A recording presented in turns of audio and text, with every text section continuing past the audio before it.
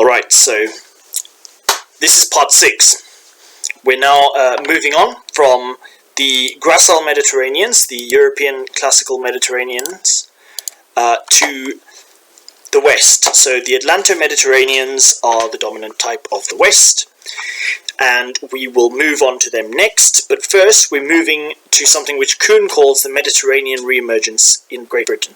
This is a type called the Atlantids, which is especially associated with the Brythonics. That's the Welsh and the Cornish, and formerly the Old Welsh, who were the residents of England prior to its formation. So this type is more similar to the Gracile Mediterraneans, but you can see the influence of this Western European stock that tends towards the Atlanto-Mediterranean.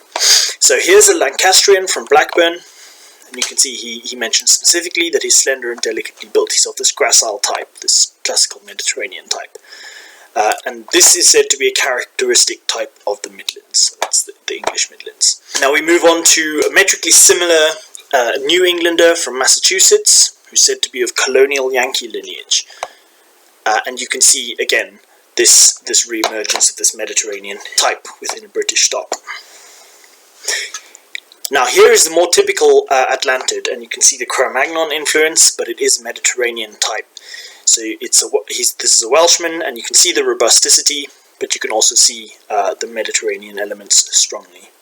And lastly, we move on to a Scotsman of this Atlantid type, Scotsman from Paisley, and this is said to be, the Scottish Atlantid type is said to be typical of the Glasgow district.